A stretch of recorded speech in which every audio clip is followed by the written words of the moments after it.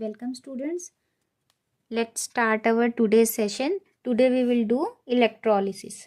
Electrolysis. What do you mean by electrolysis? Electrolysis.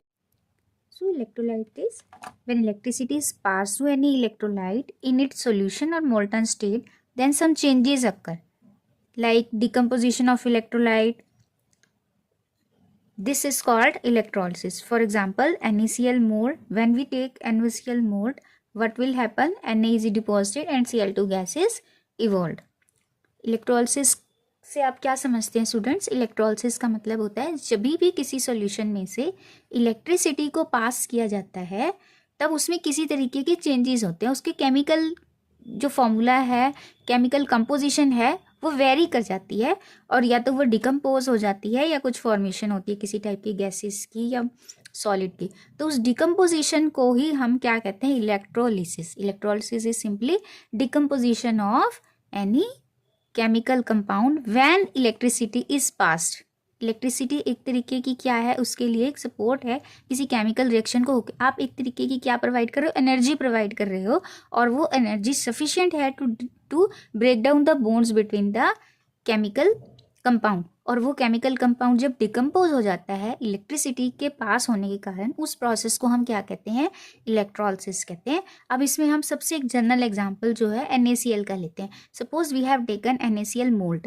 हमने NaCl का melt ले लिया। अब जब हम इसमें से इलेक्ट्रिसिटी पास करेंगे तो ये कितने आए, क्या किस में ब्रेक डाउन हो सकता है? सिंपली इसमें दो टाइप के आयंस हैं तो ये उन्हीं दोनों में डिसोशिएट होगा। अब वो डिसोशिएटेड आयंस आपके क्योंकि मोल्ट में प्रेजेंट है, अब उनका फर्दर क्या होगा इलेक्ट्रिसिटी से? अब इसके अंदर मोल्ट के अंदर टू टाइप्स के आयन है हमारे पास, एक Na पॉजिटिव, एक Cl नेगेटिव। तो Cl नेगेटिव हमारा कहाँ जाएगा और Cl और Na पॉजिटिव हमारा कहाँ जाएगा? जो पॉजिटिव वाला आयन होता है उसको आप क्या बोलते हो? कैटायन। उसको हम क्या बोलते हैं? कैटायन। और नेगेटिव वाले को हम क्या बोलते हैं? अनायन बोलते हैं। तो at cathode as C goes to C, याद रखना है tip 1, C goes to C means cation goes to cathode, right? And cations are positively charge. तो लाइकवाइज कैथोड क्या होगा हमारा? पॉजिटिव किससे अट्रैक्ट होता है? नेगेटिव से। तो कैथोड क्या हो गया हमारा? नेगेटिव। ये जो हमारा negative terminal. Likewise A goes to A means anion will go to which terminal? Anode. Which terminal? Anode. A goes to A, C goes to C. Anions are negatively charged, so our anode is positive. Our anode is positive. Remember this. This is very important tip. Next, अब हमारा cathode पे कौन सी reaction होनी है? Cathode पे क्योंकि हमारे positive ion ने जाना है और हमारा पॉजिटिव आयन कौन सा है? सोडियम। पॉजिटिव आयन हमारा सोडियम है। अब ये कैथोड पे जाके 1 इलेक्ट्रॉन गेन करेगा। What will happen there? अब इसने क्या होना? जो भी आयंस प्रेजेंट हैं वो इसी फॉर्म में नहीं रह सकते। पॉजिटिव इसी फॉर्म में नहीं घूमता रहेगा और Cl इसी फॉर्म में नहीं घूमता। वो क्या होने? वहां जाके न्यूट्रलाइज। वो क्या होने हैं? एट इलेक्ट्रोड वो वहां जाकर क्या होने हैं? न्यूट्रलाइज्ड। वो न्यूट्रलाइज्ड होने हैं एट इलेक्ट्रोड। अब जो पॉजिटिव है वो न्यूट्रल कैसे होगा? एक इलेक्ट्रॉन लेगा and it will form sodium metal और ये वहां पे जाके क्या हो जाएगी? डिपोजिशन स्टार्ट हो जाएगी। ऐसे सपोज आपके कैथोड पे मेटल की डिपोजिशन हो रही है। अब एट एनोड हमारा क्या होगा? एट एनोड आपका नेगेटिव वाला आयन, एनोड पे किसने आना है? नेगेटिव आयन ने। और नेगेटिव आयन इस वक्त आपके पास कौन सा है? Cl negative. कौन सा है हमारे पास? Cl negative. ये Cl नेगेटिव आयन एनोड पे कैसे न्यूट्रल होगा? क्योंकि इसके पास एक एक्स्ट्रा इलेक्ट्रॉन है, ये उसको वहां पर जाकर क्या करेगा? लूज करेगा और वहां पे जाके न्यूट्रल होगा। और Cl ऐसे नहीं रह सकता, तो Cl दूसरे Cl के साथ कंबाइन करके सेकेंडरी रिएक्शन करेगा। ये कौन सी है? Primary reaction. ये कौन सी है? Secondary reaction. और सेकेंडरी रिएक्शन करके अपना Cl2 बनाएगा और Cl2 गैस एट आपके एनोड पे इवोल्व होगी और कैथोड पे आपकी मेटल डिपॉजिट होगा। यहाँ पे Cl2 गैस इवोल्व होगी और यहाँ पे आपका सोडियम मेटल डिपॉजिट होगा। Right student? ये आपकी इलेक्ट्रोलिसिस है। सिंपल, सबसे simple example sodium chloride moult की, जब हमने मेल्ट लिया है NaCl का, जिसमें सिर्फ किसके आयंस प्रेजेंट है, सोडियम के और क्लोराइड, इलेक्ट्रिसिटी पास होने से इनके बॉन्ड ब्रेक हुए, किसमें डिसोशिएट हो गए, Na पॉजिटिव और Cl नेगेटिव आयन में। Cl नेगेटिव आयन, क्योंकि ये मोल्ट है तो आयनिक सॉलिड आयंस प्रेजेंट है, और वो आयंस जैसे इलेक्ट्रिसिटी आई तो कैथोड पे जाके पॉजिटिव आयन न्यूट्रलाइज हो गए और एनोड पे जाके आपके नेगेटिव आयन न्यूट्रलाइज हो गए। क्लियर है? C goes to C, A goes to A। अब इसी को लेके हम और एग्जांपल्स करेंगे और मैं आपको टिप्स दूंगी ताकि आप इलेक्ट्रोलिसिस रिलेटेड कोई भी क्वेश्चन हो तो आप इसी आसानी से सॉल्व कर सकते हो। नेक्स्ट हम एग्जांपल लेंगे, when we have students sodium chloride के एक्वस सॉल्यूशन में हमारे पास कितने टाइप्स के आयंस प्रोड्यूस होंगे, 2 पॉजिटिव और 2 नेगेटिव।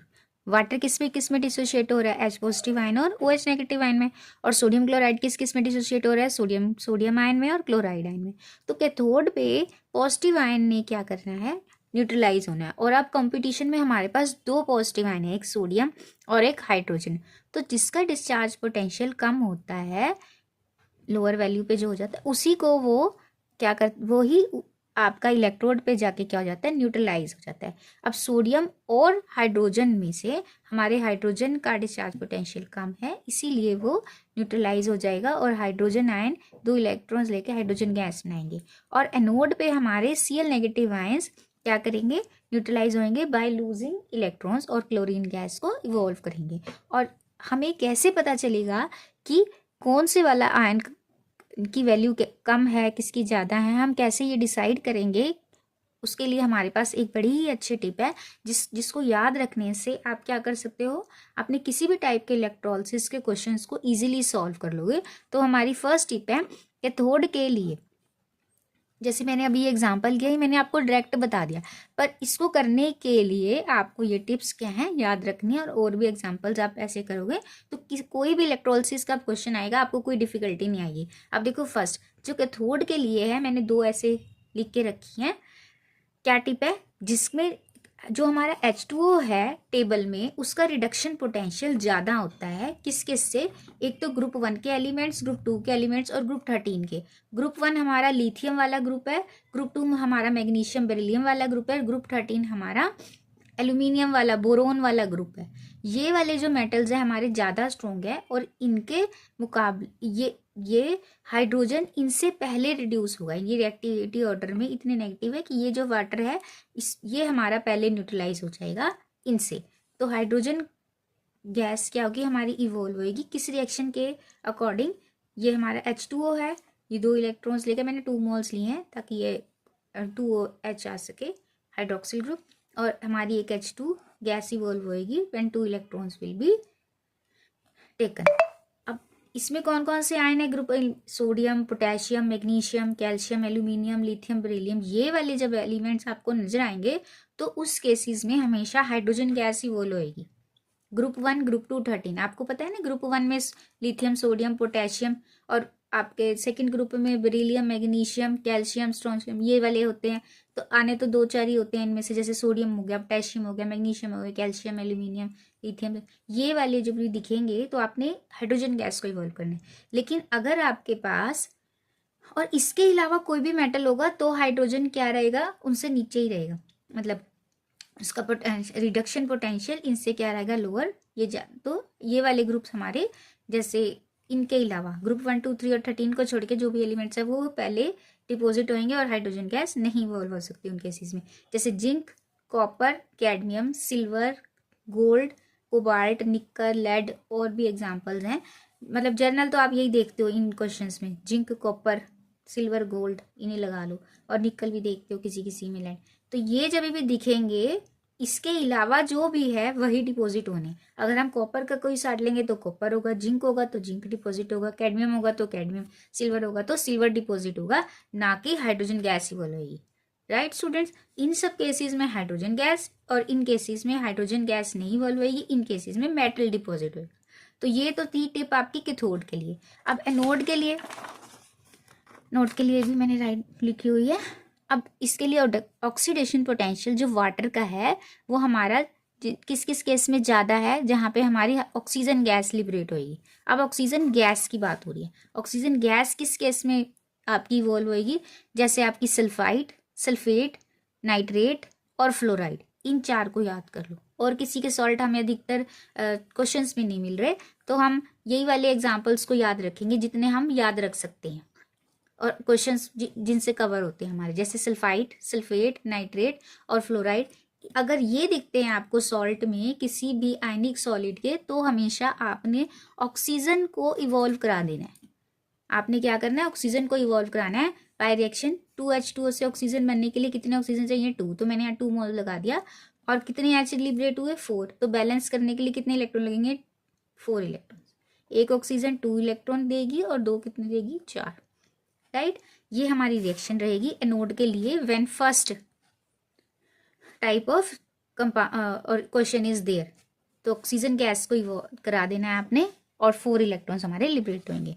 और अगर हमारे पास क्लोरीन, ब्रोमीन, क्लोरोब्रोमो, आयोडो नजर आते हैं, तो आपने इन्हीं को ही क्या करना है, इवॉल्व कराना है, क्योंकि इस केस में ऑक्सीजन इवॉल्व नहीं हो सकती, इनका डिस्चार्ज पोटेंशियल कम है एज कंपेयर टू हाइड्रोजन। इनकी प्रेफरेंस है, किनकी प्रेफरेंस रहेगी, इनकी। और फर्स्ट केस में किसकी प्रेफरेंस है, वाटर की, राइट स्टूडेंट्स। तो इन केसेस में कौन इवॉल्व होएगा, क्लोरीन, ब्रोमीन गैस और आयोडीन गैस, इनको इवॉल्व करा दोगे आप विद 1 इलेक्ट्रॉन, जो हमने किया, याद रहेगा।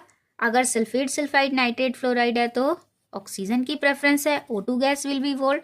And if Cl, Br, I are there, then किसकी प्रेफरेंस रहेगी, O2, Cl2, Br2, I2 की।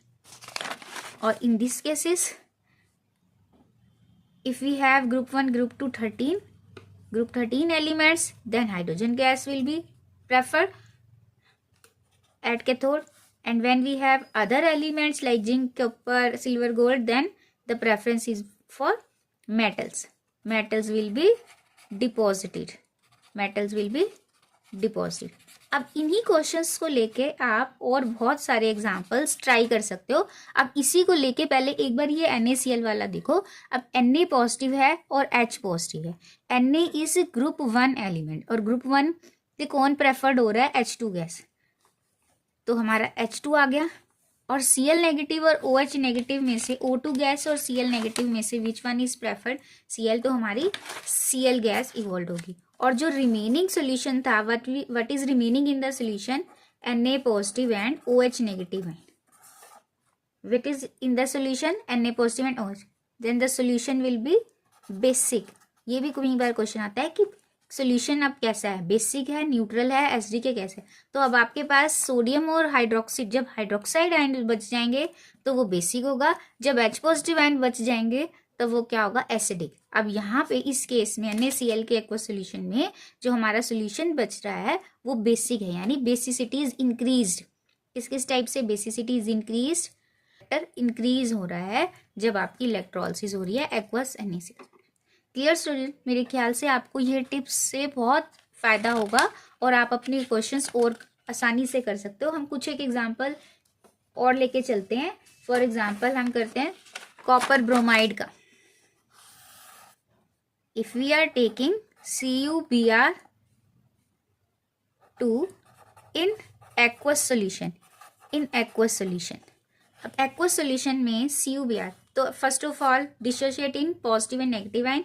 Copper will give Cu2 plus and Br negative, and aqueous we are having H positive, OH negative. And from our tip for cathode, at cathode, what will happen, copper is from second, then metal will be deposited, then copper 2 plus 2 electrons will give rise to copper solid deposits, right. आपको पता चल गया आसानी से हमारा copper और H positive ion में जो कंपटीशन था उसमें कौन विनर है, हमारा कॉपर। हमारा कौन विनर है, कॉपर हमारा विनर है। तो कॉपर डिपॉजिट होगा, यहाँ पे कॉपर डिपॉजिट हो गया। अब एट एनोड देखो, एनोड के लिए हमारे पास Br और OH नेगेटिव। और अभी मैंने बताया था जब भी Cl Br I नजर आएगा आपने किसको डिपॉजिट करा देना है, Br, अब Br नेगेटिव तो Br2 plus 2 electrons. Right students, अब आपको मेरे ख्याल से आसानी हो रही होगी ये सब करने के लिए। अगर आप इन 2 टिप्स को याद रखते हो तो आप किसी भी टाइप के इलेक्ट्रोलिसिस के क्वेश्चंस को करने में आपको मेरे ख्याल से कोई डिफिकल्टी नहीं आएगी। One more tip I want to give you students related to electrode. Electrode are of 2 types. One is inert electrode and the second one is active electrode. Inert electrode is our platinum electrode and active our metal electrode. Rest of the metal electrode.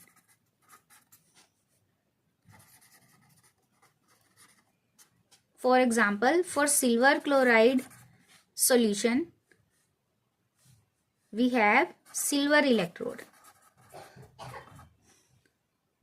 अगर ऐसा होता है, अगर आपको platinum electrode question में लिखा आता है, क्योंकि ये एक इनर्ट इलेक्ट्रोड है, तो जो हमने पहले जैसे भी रिएक्शंस की हैं ये आप टिप को फॉलो करोगे वैसे चलेगा। लेकिन अगर आपको कह देते हैं एक्टिव इलेक्ट्रोड्स की बात होती है, जैसे सिल्वर है तो सिल्वर, कॉपर है तो कॉपर इलेक्ट्रोड, अगर इस तरीके का आपको क्वेश्चन में नजर आता है तब आपने सिंपल कुछ नहीं करना, मेटल ही कैथोड पे होगा, मेटल का आयन ही एनोड पे होगा, मेटल ही डिपॉजिट होगा, मेटल ही लूज होगा। जो आपकी सिंपल इलेक्ट्रोलिटिक रिफाइनिंग वाली रिएक्शन है वही करोगे, कुछ भी नहीं करना, कुछ नहीं सोचना, कोई हमें ट्रिप की ज़रूरत नहीं है। सिंपल अगर सिल्वर क्लोराइड है, silver positive ion, Cl negative ion, then at cathode, purifying वाली जो रिएक्शंस होती हैं हमारी वही लिखनी है। तो आपका सिल्वर पॉजिटिव 1 इलेक्ट्रॉन लेके सिल्वर डिपॉजिट होगा एट कैथोड, और एड एनोड हमारा यही इलेक्ट्रॉन यानी लूज कर करके वो मेटल प्योरीफाई हो रहा है। बस एक जो प्योरीफिकेशन की हमारी मेटलर्जी में आती है वही आपने करनी है और कुछ भी नहीं करना, कुछ नहीं देखना। एक्टिव मेटल लिखा है, सिंपल रिएक्शन हो जाएगी बिल्कुल, मेटल ही डिपॉजिट, मेटल ही लूज, और अब यही सिल्वर आपका 1 इलेक्ट्रॉन देके आयन बना देगा। ये आपकी रिएक्शन होनी है। तो एक्टिव मेटल्स होगा, एक्टिव इलेक्ट्रोड देख लेना एक बार ही, एक्टिव इलेक्ट्रोड लिखा है तो यही रिएक्शन हुई है, कैथोड और एनोड मेटल ही रहेगा। और अगर आपका इनर्ट इलेक्ट्रोड है, प्लेटिनम इलेक्ट्रोड लिखा है, तब आपको हमारी इन टिप्स की ज़रूरत पड़ेगी कि एक्वस सोल्यूशन में हमारे 2 बन गए, मोल्ट में हमारा 1 ही रहेगा, मोल्ट में भी हमारे को पॉजिटिव और नेगेटिव एक ही आयन है, उसी को डिपॉजिट और उसी से गैस इवॉल्व करनी है। Right student, this is your electrolysis. I hope you can do easily rest of the question. Now practice this question. Note these questions and practice. If you face any problem then comment me in the comment box, so can I will solve these for you. Right students? सभी students ये वाले questions को practice करोगे और अगर कोई problem आपको आती है आप कमेंट बॉक्स में लिख दो, ताकि मैं आपको इसके सॉल्व की भी एक वीडियो बना दूंगी। पर मैं चाहती हूँ कि आप प्रैक्टिस करो और अपने आंसर्स क्वेश्चंस मुझे कमेंट बॉक्स में मैसेज करो। Thank you students, will meet in next video.